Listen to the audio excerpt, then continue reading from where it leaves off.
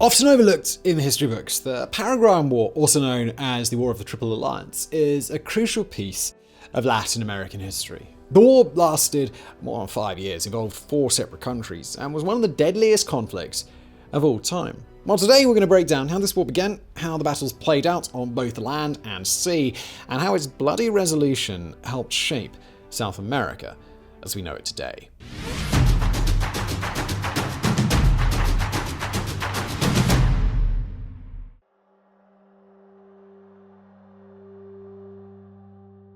The 19th century was a tumultuous time for Latin America. One after another, countries were slipping out of the control of their colonial powers, forging their own identities as independent nations. Now being able to govern themselves, and with Spain and Portugal no longer taking a hefty 20% tax on all goods, it seemed that each country now had a chance to stand on its own 2 legs. But the colonial powers left behind a bit of a mess in the continent when they left without making clear borders between nations, and now every country has some sort of territorial dispute with its neighbours. In some places, 3 countries all claimed the same piece of land, and they often fought with each other over these places. Railways and other roads were seriously underdeveloped at the time, so rivers were the only quick means of transportation, but with the current political atmosphere, this meant constant blockades, high tariffs, and even a refusal of entry at times of high tension. Argentina was in constant turmoil. Civil wars sprung up periodically for decades as a clash between those who wanted independent states and those who wanted the central government in Buenos Aires to have more power. The Empire of Brazil, the most powerful country in the region, invaded Bolivia, and then Peru invaded Bolivia. Then Peru and Bolivia invaded Chile. Basically, there was fighting and instability pretty much anywhere that you decided to look. Eventually, the border disputes had mostly been fought out, and Argentina's civil wars resulted in a temporary victory for the central government. But, for the most part, Paraguay, despite being located in the center of the continent, had avoided much of this. Under the rule of a dictatorship, the country had declared itself an independent republic and adopted isolationism, focusing on becoming self-sufficient and building a strong military to enforce its borders and river entrances, and this was actually all going quite well. Its economy was solid, it had an impressive army and a huge fortress. But this isolation was about to end. Enter the picture Uruguay, or as it was known back then, the Banda Oriental, the smallest country in the story, but ultimately the catalyst for the entire conflict. After years of fighting with their neighbors, especially Brazil, Uruguay was finally recognized as independent at the end of the 1828 Cisalpine War. But Uruguay was still seen as a threat and had to constantly defend itself from Argentina and Brazil, not to mention going through its own civil war, a clash between the conservative Blancos and the liberal Colorados. Eventually, the Blancos gained power, and surprisingly, the 2 parties worked towards a fusionist government based on compromises from both sides. But, of course, this is politics we're talking about, so if you think compromises sound too good to be true, well, you're absolutely right, well done. Some progress was made in Uruguay's government for a couple of years, but in 1858 the Colorado Party rejected the fusionist policy and began to rebel. The leaders of the rebellion were apprehended and they were executed, but this only fanned the flames of the movement, and soon the Colorado Party was rising up, vowing to avenge the executed leaders that they saw as martyrs for their cause. The remaining government officials and military, split between their alliances, and Uruguay were once again thrown into political war, but this time things were going to escalate. The leader of the Colorado Rebellion, Venancio Flores, approached Argentina and asked for support. Argentina agreed, as long as the Colorados would in turn support Argentina in their internal war with the Federalist movement. With the Colorados at their side, in 1861, Argentina defeated the Federalists, who retreated to a western province and once again united the country under a central government in Buenos Aires. Then, just as promised in 1863, Argentina began shipping weapons, ammunition, and volunteers to aid the Colorado insurgency in Uruguay, and the fighting against the government intensified. While all of this was going down, Brazil was keeping a close eye on the hostilities in Uruguay for several reasons. For one, Brazil was highly invested in the Platen Basin, and they were hoping to take some of it away from Uruguay. Secondly, nearly 20% of Uruguay spoke Portuguese at the time, and many of these people considered themselves Brazilian, not Uruguayan. Finally, Brazil needed an excuse to show their military might because, as luck would have it, they were also on the verge of a possible war war with the British Empire. So, when the Brazilian government was approached by the Colorados, they jumped at the possibility of installing a friendly government next door, and they signed an alliance. Now, faced with three enemies, the Uruguayan Blanco government was desperate for their own ally and sent delegates to Paraguay. They had been trying to establish relations with Paraguay for years, but the dictator, Carlos Antonio Lopez, was uninterested and stayed true to his isolationism until his death in 1862. His son Francisco Solano Lopez took his place as dictator and saw the value in an alliance with Uruguay. His fear was that if Uruguay fell to the Colorado movement, Paraguay would be alone, surrounded by hostile countries, and could be crushed by them once they had straightened out their own problems. Lopez vowed to protect the Blanco government, and with that promise, all of the pieces were now in place for the Uruguayan War to evolve into something much bigger.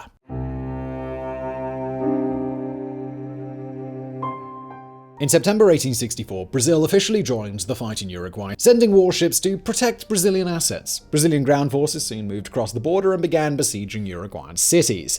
Paraguay had been carefully watching these developments while drafting a considerable percentage of its population and chose to strike while Brazil was distracted. In November 1864, the Paraguayan Navy surrounded and seized the Brazilian steamboat Marquês de Olinde while it was sailing in the Paraguay River. This is widely regarded as the beginning of the Paraguayan War, a significant escalation from everyone just meddling in Uruguay's politics. The Marquês de Olinde was carrying supplies to their allies in Uruguay, and on board the boat was the recently appointed president of Mato Grosso, a province in western Brazil.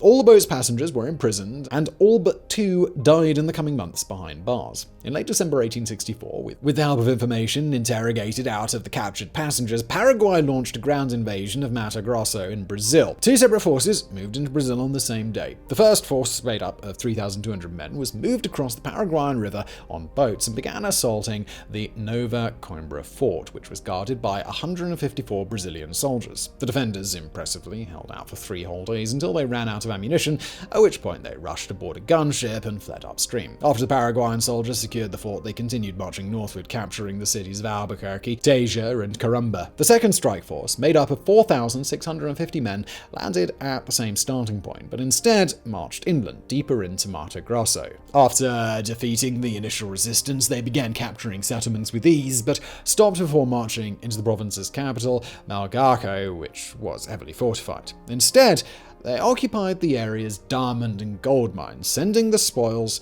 back home to Paraguay. Brazil quickly mobilized forces and sent troops to recapture the lost territory, but it would take them almost a year to get there. They didn't encounter any trouble or delays along the way. They just had to walk 2,000 kilometers or over 1,200 miles across 4 of Brazil's provinces. For reference, that's even longer than walking from Moscow to Berlin. Brazil is just that massive. Some of the forces were able to make it there much faster by sailing and attempting to fight off the Paraguayan invaders, but they didn't have much success. While this was all going down in Brazil, Paraguay's leader, Lopez, was keeping a close eye on Argentina. Argentina was technically staying neutral in the hostilities between Paraguay and Brazil, but Lopez didn't trust them.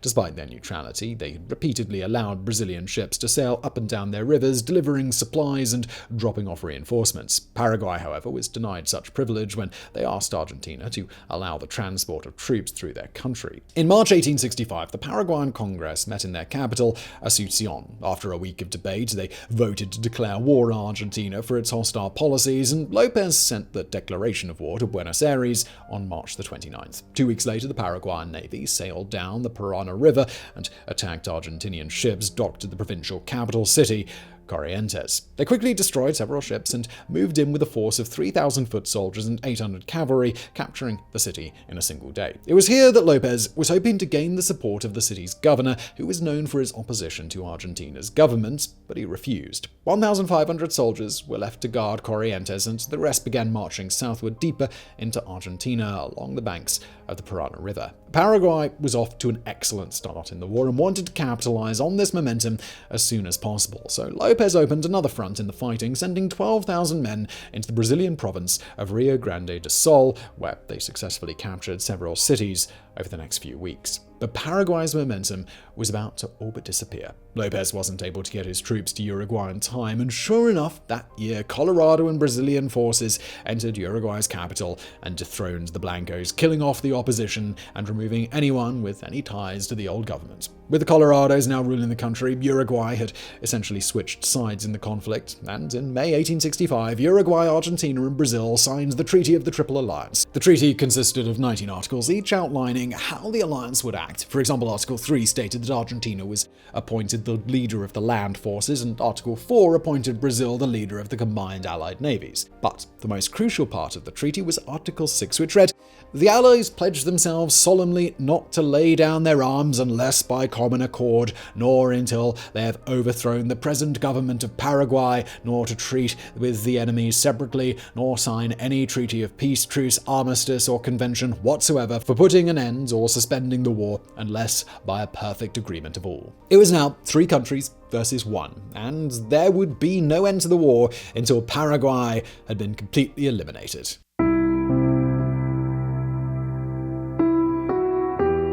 The next major encounter between Paraguay and the Allies came just a month after signing the treaty. Lopez knew that in order for Paraguay to emerge victorious over the Triple Alliance, it would need to control the rivers, so he armed his ships and set out for a surprise attack on the Imperial Brazilian Navy, the most powerful navy in South America. The Brazilian ships were gathered near the city of Corrientes, which was still occupied by Paraguay, so Lopez concocted the perfect plan. As the sun set and the Brazilian sailors disembarked to sleep on the shore, his men would silently sail down the Paraguayan River, get as close as possible, and board the enemy ships before dawn, capturing them all without firing a shot. However, en route to Corrientes, one of the Paraguayan steam engines broke down. The fleet stopped for several hours while workers tried to fix the engine, but no one could start it back up. Finally, they gave up, the sailors transferred to the other ships, and the fleet continued on its way. But this pit stop took away several hours of crucial nighttime from the Paraguayans, whose entire plan revolved around stealing the Brazilian ships under the cover of dark, and by the time they arrived, the sun was already beginning to rise. However, by some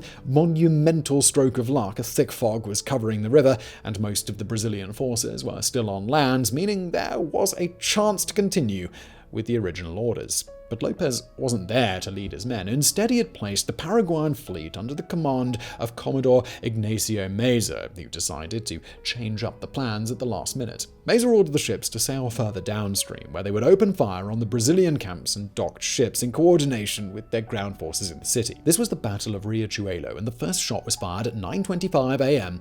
on July 11, 1865. The Paraguayan fleet consisted of 2 corvettes, 8 steamers, and 7 barges, along with thousands of men on the shore joining the fight with 22 cannons. The fleet was sailed in line parallel to the docked Brazilian ships and fired every gun at their disposal. Under heavy fire, the Brazilians scrambled to get onto the ships as quickly as possible and began firing back. Pretty quickly, 2 Paraguayan ships were damaged, so they moved downstream and dropped their anchors in a narrow part of the river, effectively trapping the Brazilian navy in its place. The Brazilian admiral, Francisco Grosso, realized what was happening and tried to reorganize his fleet by leading them downstream. However, one ship accidentally turned the wrong way, and most of the others mistakenly followed it. The Brazilian forces were now split into 2 separate groups, and then the ship that caused the confusion accidentally ran aground and was destroyed soon after. Admiral Barroso, on board the steam frigate Amazonas, realized that he had to take a risk to save the battle, so he turned his ship around and headed straight for the Paraguayan gunships. The first ship he encountered was the fearsome Paraguay, heavily armed with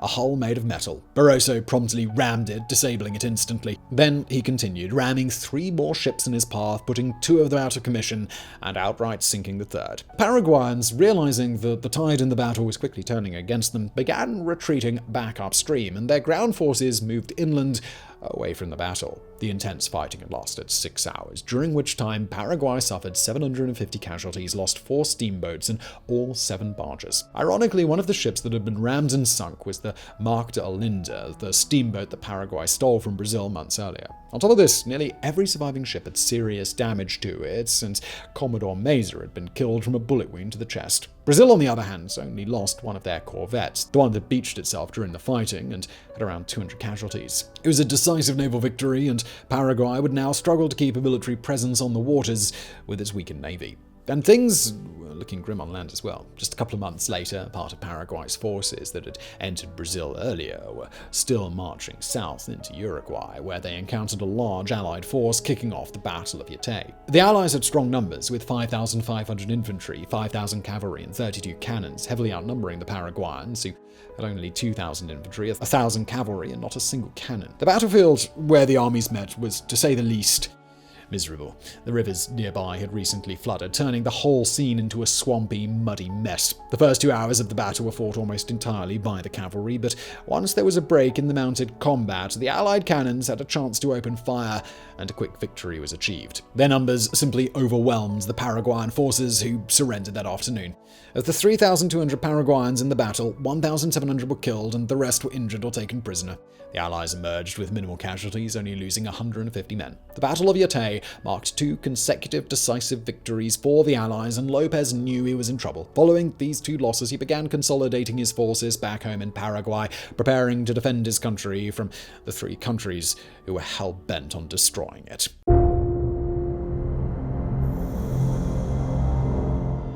At the end of 1865, the Allies took the war to Lopez himself and invaded Paraguay. Paraguayan defenses scored minor victories, but the overall attack was overwhelming, and the Allies were steadily gaining ground. It was clear to Lopez that if the war continued in this fashion, Paraguay would slowly crumble under the pressure.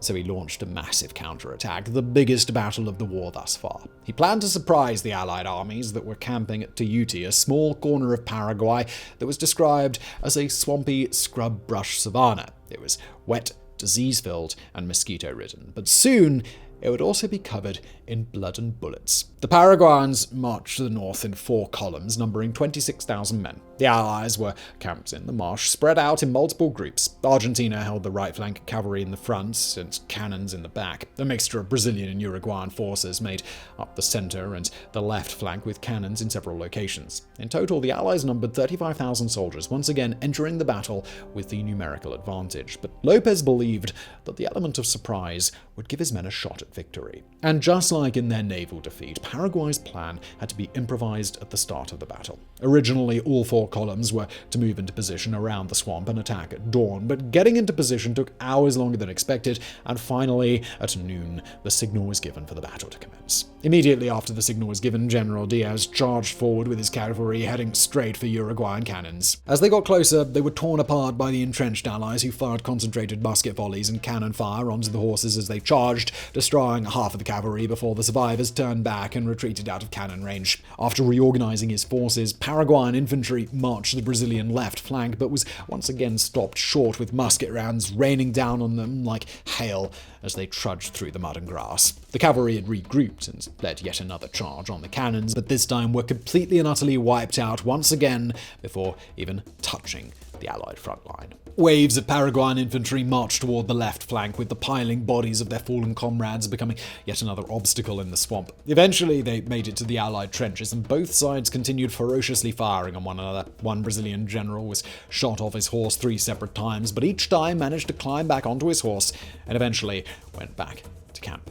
to treat his wounds. While the stubborn Allied front line refused to give in, a regiment of Paraguayan cavalry rode far to the left of the Allied formation, using the thick trees as cover, and managed to circle around nearly to the back of the Allied forces. They inflicted heavy casualties and started gaining ground, but Brazilian reinforcements arrived and held them off. In turn, more Paraguayan infantry arrived to help the cavalry push through, and this only triggered more Allied groups to join the fight. Soon, intense gunfire was raging near the rear of the battlefield, with heavy losses piling up on either side. Just as it seemed like the Paraguayans would break through, the Uruguayan cannons arrived and put an end to their advance. On the right flank, the Paraguayan cavalry had actually made significant progress against the Argentinian infantry. The Paraguayans had broken through their front line and were attempting to surround and eliminate the Allied defenders, but they held their ground bravely, forming tight groups of bayonets to keep the enemy horses at bay and firing when they had the chance. They held off the attackers just long enough for the Argentinian cannons to move into position, which started firing as quickly as possible, turning the Paraguayan cavalry into ground beef. Before retreating, the cavalry tried one last charge, but they suffered heavy casualties and retreated back to the cover of the tree line.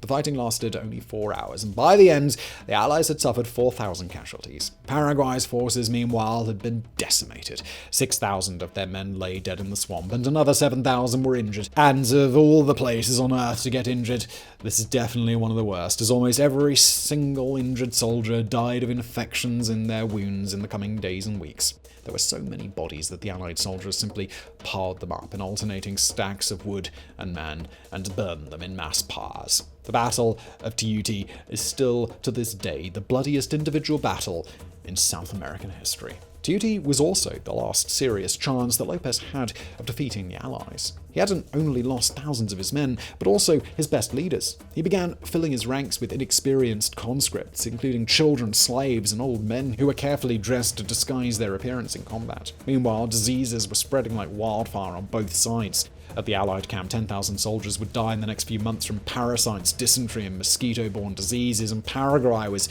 starting to suffer food shortages. More battles sprung up as Allied forces slowly moved deeper into Paraguayan territory. Lopez scored a few small victories, his forces successfully defending a few towns, but once again, he suffered a major defeat at the Battle of Grosso. After this defeat, Lopez was ready to call it quits, and met with the Allied presidents for a meeting to surrender. He vowed to end the conflict, and drastically reduced his nation's army, keeping them from ever attacking their neighbors again, and he would once again isolate his country. But the Allies, they didn't accept his offer. The Allied presidents, especially Argentina's, were dead set on following every article of the Treaty of the Triple Alliance, which, if you remember, laid out that the war wouldn't end until the Paraguayan government was removed from power, which included Lopez, a condition he obviously would never agree to. The meeting turned into a yelling match, and each side left the negotiations expecting the war to continue, which it most certainly did.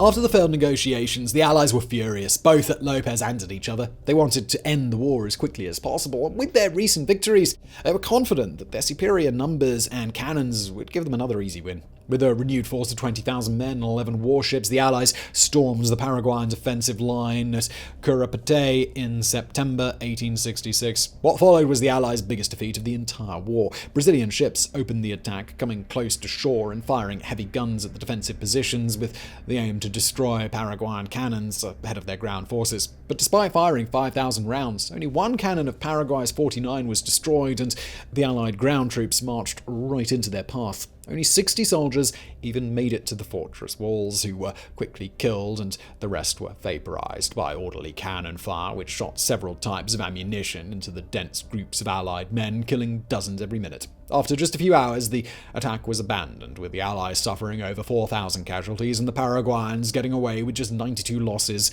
An incredibly lopsided victory. The Allies' frustration with each other intensified, and their invasion of Paraguay was halted for a whole 10 months to rethink their plans, during which time cholera outbreaks ravaged the soldiers stationed around the besieged country. During these 10 months, the Allies worked to reform their armies. Brazil relieved most of its generals from duty and placed one man over all of their ground forces, Luis Alves de Lima e Silva, the Duke of Caxias, Marshal and Supreme Commander of the Imperial Brazilian Army. We'll just call him Caxias for short because it's easier. The 63-year-old Caxias put a serious effort into training his soldiers. He made sure everyone had better weapons, he promoted the best officers, and most importantly, he improved the regiment's hygiene, effectively ending the outbreaks of disease that were so prevalent in the first years of the war. With his army now readier than ever, he looked for his next target. Entry into Paraguayan land would mean marching through more swamps with extended supply lines and terrible conditions, but moving up the Paraguayan River would avoid all of this. Guarding the river, however, was the fortress of Humaita, a fortress the likes of which had never been seen in South America. It watched over a horseshoe bend in the Paraguayan River, where the water narrowed to just a few hundred meters, meaning it effectively guarded all naval access to the country. Its artillery batteries stretched for nearly 2 kilometers along the river's coast. It could house 18,000 men and was bristling with 150 cannons and hundreds of smaller mounted guns. To protect from cannon fire, its walls were several meters thick in some places. Certain bunkers could release torpedoes, which were essentially early forms of naval mines, into the river. Lopez and all of Paraguay were confident that it was indestructible. In fact, they were so confident in its strength, many historians believe that it caused Lopez to act too boldly at the beginning of the war, knowing he could always fall back to his impenetrable defenses. But Caxias was confident in his refreshed army and decided that the best course of action was to surround the fortress and lay siege to it. The siege lasted for a grueling 8 months. Humaita finally fell in July 1868 when Brazilian ironclad warship successfully pushed past its defenses, cutting off its only remaining supply lines in the river. Brazil lost one of their ironclad warships to a torpedo and around 1,000 men throughout the conflict, and by this point, most of the Paraguayan forces had evacuated the fortress, sabotaging most of the equipment as they fled. The Allies now had undisputed access to the Paraguay River and turned their eyes to Paraguay's capital, Asuncion. The Allied march to the capital was long and far from easy. All along the nearly 300-kilometer path, Lopez sent forces to stop the Allies, but each time the Paraguayans were outmanned and outgunned and suffered hundreds or thousands of losses. At the Battle of Ave, for example, Paraguayan troops ambushed Caxias, but were unable to deal much damage and lost every one of their 3,600 men.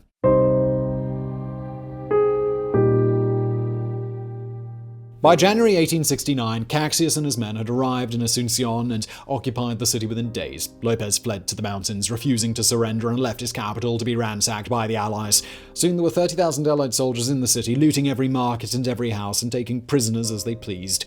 Lopez began a long and brutal guerrilla war, recruiting nearly 10,000 men who carried out raids, ambushes, and attempted assassinations for months. In an effort to hunt Lopez down and put an end to his movement, the Allies initiated the Campaign of the Hills, a force of 30,000 men who would move through the mountains and clear out any remaining resistance fighters. Finally, in March 1870, Brazilian soldiers surrounded Lopez and his personal guard. He was given the option to surrender, but instead yelled, "I die with my homeland," and charged with his sword. After a quick shootout, the dictator was dead. This marked the official end of the Paraguayan War, which lasted 5 years and 4 months. Brazil ended the conflict with an estimated 100,000 casualties, Argentina an estimated 30,000, and Uruguay with at least 50,000. But the country who suffered the most in the end was Paraguay, with casualty estimates reaching as high as 400,000. The estimates vary, but a generally accepted figure is that Paraguay lost as much as 60% of its entire pre-war population. And because every man was forced to fight in the war, the country lost up to 90% of its male population, essentially leaving the vast majority of the country without fathers and husbands. If these numbers are even remotely accurate, it places the Paraguayan War as one of the most destructive wars for a single country in modern times. After the fighting ceased, the Triple Alliance also moved in to enact harsh punishments on Paraguay, through which Argentina and Brazil gained previously disputed parts of Paraguay's territory. As a result of the territorial changes, Paraguay lost nearly 40% of its claimed land and was also forced to pay war reparations, crippling its already destroyed economy. In the decades following the war, the remaining men were encouraged to have multiple wives in an attempt to repopulate the nation, supposedly even including Catholic priests, a culture which, according to some experts, still affects the country to this day. The Paraguayan War will always be one of history's starkest reminders of the destruction of war and the dangers of a dictator.